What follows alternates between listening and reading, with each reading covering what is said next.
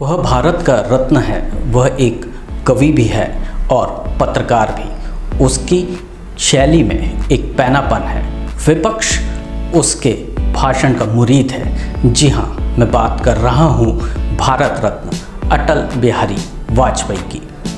नमस्कार दोस्तों, मैं कार्तिक नायक हूँ और आप देख रहे हैं खबरी विशेष।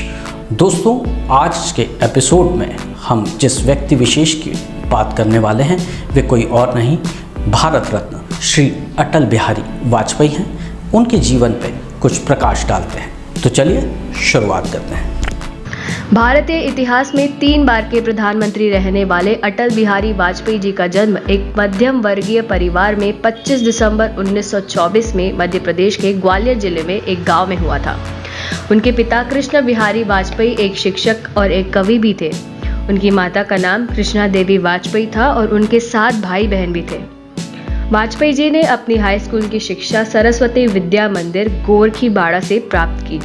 इसके बाद उन्होंने स्नातक की शिक्षा लक्ष्मीबाई कॉलेज से पूरी की और विधि स्नातक की डिग्री उन्होंने कानपुर में स्थित DAV कॉलेज से अर्थशास्त्र विषय में ली। आगे चलकर सन 1940 में अपने छात्र जीवन में उन्होंने स्वयं सेवक की भूमिका भी निभाई। उन्होंने हिंदी न्यूज़पेपर में संपादक का काम भी किया। आपको बता दें कि वाजपेयी जी ने कभी शादी नहीं की। उन्होंने 2 बच्चियों को गोद लिया था जो नमिता और नंदिता थी। आज़ादी की लड़ाई में वे अनेक नेताओं के साथ मिलकर लड़े। आज भी अटल जी द्वारा दिए गए भाषण, लिखी गई किताबें, कविताओं और प्रधानमंत्री के तौर पर किए गए कामों आदि द्वारा उन्हें सम्मान के साथ याद किया जाता है। सन 1942 में अटल बिहारी वाजपेयी जी ने अपनी राजनीतिक जीवन के सफर को शुरू किया था। जैसा कि आप सभी को पता होगा, उस समय भारत छोड़ो अभियान जोर शोर से चल रहा था और इसी दौरान उनके भाई को इस आंदोलन में गिरफ्तार कर लिया गया था। उसी समय की मुलाकात श्यामा प्रसाद मुखर्जी से हुई और उनके आग्रह करने पर उन्होंने भारतीय जनसंघ पार्टी को ज्वाइन कर लिया। भारतीय जनसंघ पार्टी का गठन सन 1951 में हुआ था। इसके बाद सन 1957 में जनसंघ पार्टी द्वारा अटल बिहारी वाजपेयी जी को अपने उम्मीदवार के तौर पर उत्तर प्रदेश जिले के बलरामपुर लोकसभा सीट से इलेक्शन के लिए टिकट दी गई और अटल जी ने लोकसभा चुनाव में अपनी पहली जीत दर्ज की। इसके बाद उनकी उपलब्धि को देखते हुए उन्हें पार्टी का अध्यक्ष बना दिया गया। अटल जी 2 साल तक मोरारजी देसाई की सरकार में वर्ष 1977 से वर्ष 1979 तक विदेश मंत्री रहे। 1980 में अटल बिहारी वाजपेयी ने एक पार्टी बनाई जिसका नाम रखा गया भारतीय जनता पार्टी। उसके कुछ दिन बाद अटल बिहारी वाजपेयी उस पार्टी के अध्यक्ष बने। 1996 में पार्टी ने पहली बार लोकसभा चुनाव में विजय का स्वाद चखा और अटल बिहारी वाजपेयी 13 दिन के लिए भारत के 10वें प्रधानमंत्री बने।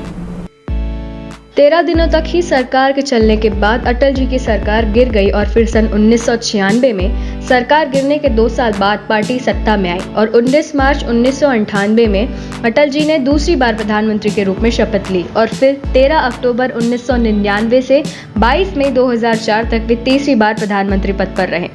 प्रधानमंत्री के कार्यकाल में अटल जी के द्वारा भारत को परमाणु शक्ति संपन्न देश बनाया गया।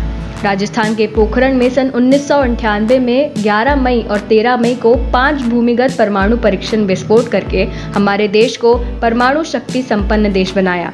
ये एक साहसिक कदम था जिससे हमारे देश को अलग ही पहचान मिली। अटल जी ने 19 फरवरी 1999 में दिल्ली से लाहौर तक की बस सेवा शुरू की जिसे सदा ए सरहद का नाम दिया गया। बस सेवा शुरू करके दोनों देशों के बीच आपसी रिश्ते में सुधार लाने की पहल की और उस समय उन्होंने पाकिस्तान का दौरा भी किया था।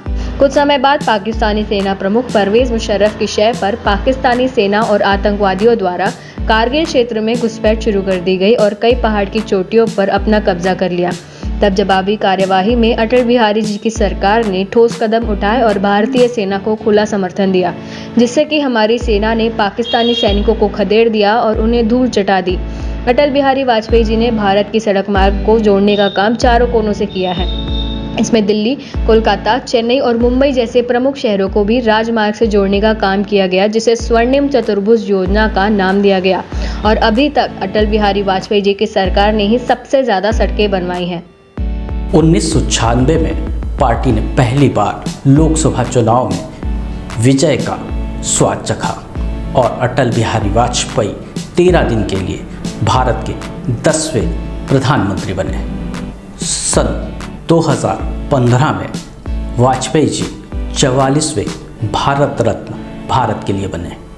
16 अगस्त 2018 का दिन भारत के लिए बहुत ही ज़्यादा दुखदायी रहा, जिस दिन एम्स अस्पताल में भर्ती अटल बिहारी वाजपेयी जी ने आखिरी सांस ली और हमने अपने देश का एक महान नेता खो दिया। तो ये थी हमारी एक छोटी सी प्रस्तुति अटल बिहारी वाजपेयी जी के ऊपर। देखते रहिए खबरी विशेष।